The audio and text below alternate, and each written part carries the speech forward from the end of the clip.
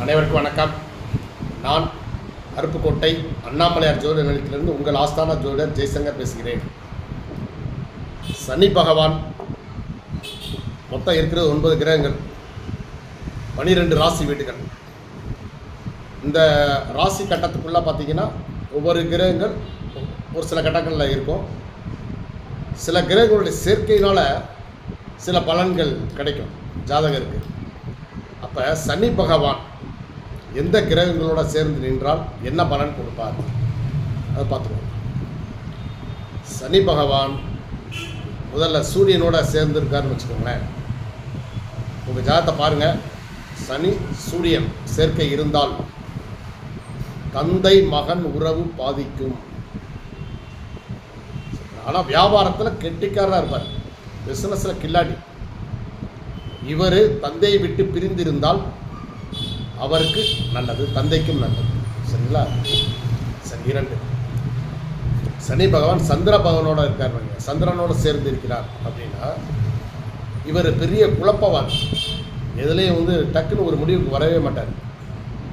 பல குழப்பங்கள் இவர் மனசில் ஓடிக்கிட்டே இருக்கு. சரிங்களா? அதனால் இவர் எதுலேயும் ஒரு தெளிவான முடிவுக்கு வரமாட்டார். சரி. சனி பகவான் செவ்வாயோடு இணைந்திருக்காருன்னு வைங்களேன், இது ரொம்ப கொடுமையானது. சனி செவ்வாய் சேர்க்கை மிகவும் ஆபத்தானது. நின்ற வீட்டின் காரக பலன்களை கெடுப்பார்கள் 2 பேரும் சேர்ந்து. பொதுவாகவே அதனால் நீங்கள் இந்த விஷயத்தில் சனி செவ்வாய் இருந்தால் அவங்க ரொம்ப இறுக்கமாக இருப்பாங்க. யார்கிட்டையும் அவ்வளவா ஃப்ரீயாக பழக மாட்டாங்க. நிறைய விஷயங்களை மறைப்பார்கள். ஏதாவது ஒன்று சொன்னீங்கன்னா பட்டக்குன்னு ஒரு 2 கோபமான வார்த்தைகளை சொல்லி உங்கள் வாய் அடைச்சிடும். சனி செவ்வாய் சேர்க்கை இருக்கிறவங்ககிட்ட ரொம்ப எச்சரிக்கையாக இருக்கும்.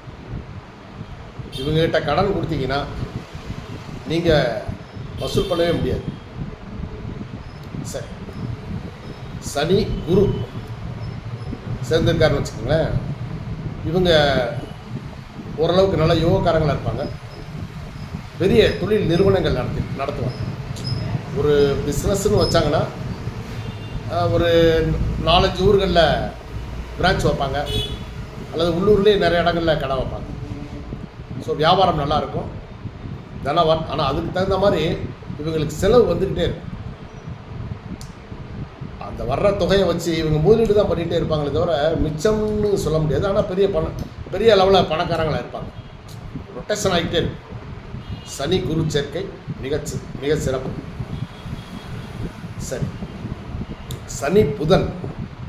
சனி புதனோட சேர்ந்துருக்காருன்னு வச்சுக்கோங்களேன், இவருக்கு கல்வி தடைப்படும். ஒன்று ஆரம்ப கல்வியிலேயே தடைப்பட்டு ஏதாவது கூலி வேலைக்கு போயிடுவாங்க. அப்படி இல்லை அப்படின்னா உயர்நிலை கல்வி வரைக்கும் படிப்பாங்க, அதுக்கப்புறம் விட்டுருவாங்க. அல்லது காலேஜ் வரைக்கும் போயிட்டு டிஸ்கன்டினியூ பண்ணிடுவாங்க.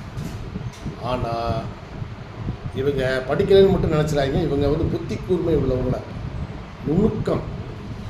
ஒரு சிலர்லாம் பாருங்கள், படிச்சிருக்க மாட்டாங்க. ஆசாரியாக இருக்கட்டும், ஒரு பெரிய கொத்தனாராக இருக்கட்டும், அல்லது ஏதாவது ஒரு வேலையில் பார்க்குற ஒரு தொழிலாளியாக கூட இருப்பாங்க. ஆனால் மற்றவங்கள விட இவங்க ரொம்ப புத்திசாலியாக இருப்பாங்க. ஒரு படித்த இன்ஜினியருக்கு கூட அந்த அவங்களுக்கு கூட தோணாத விஷயங்கள் இவங்களுக்கு தோணும். இவங்க வேலை நுணுக்கம் தெரிஞ்சவங்களாக இருப்பாங்க. சனி புதன் சேர்க்கை உள்ளவங்க படிச்சிருக்கணும்னு அவசியமே இல்லை. இவங்க கல்வி தடைப்படும், ஆனால் ரொம்ப புத்திசாலி, புத்தி கூர்மை, நுணுக்கங்கள் தெரிஞ்சவராக இருப்பாங்க. சரிங்களா? சரி. சனி ராகு, இது ரொம்ப ஆபத்தான ஒரு சேர்க்கை.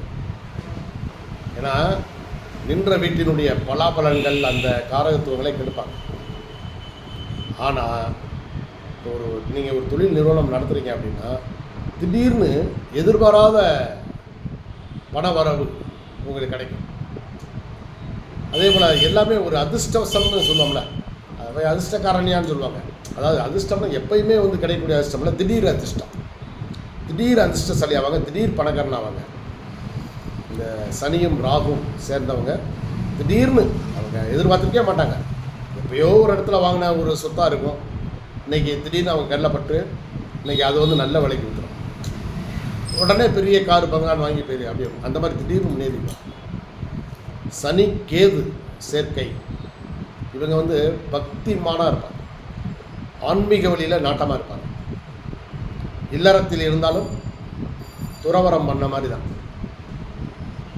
இவங்க வந்து குடும்பத்தில் இல்லறம் பண்ண மாட்டாங்க, ஆன்மீக வழியில் இருப்பாங்க. சரி, இப்போ நான் சொன்ன எல்லாமே வந்து பொதுவான பலன்கள். இது வந்து இந்த கிரக சேர்க்கக்கூடிய பொதுவான பலன்களை சொல்லியிருக்கேன். இதில் நிறைய விதிவிலக்குகள் இருக்குது. எப்படின்னா இப்போ சனி கேது இருக்குது அல்லது சனி செவ்வாய் இருக்குது அப்படின்னா இதை வந்து குரு பார்க்குறாரு அல்லது வளர்பிறை சந்திரன் பார்க்குறாங்க, இந்த மாதிரி சில இடங்கள்.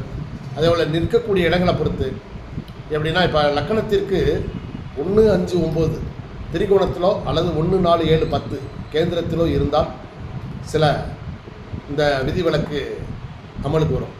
ரொம்ப கெடுபலன்கள் குறைந்து நன்மையாகும். அதே மாதிரி சந்திரனுக்கு கேந்திரத்தில் 1, 4, 7, 10 இந்த மாதிரி சேர்க்கைகள் இருந்தாலும் அப்போவும் நல்ல வளர்ச்சிக்கு தான் கொடுக்கும். சரிங்களா, கெடுபலன் கொடுக்காது. அதனால் உங்கள் ஜாதகத்தை பாருங்கள். உங்கள் ஜாதகத்தில் இப்போ சொன்ன அமைப்புகள் இருந்தால் இதற்குரிய பலன்கள் கிடைக்கும். நன்றி, வணக்கம்.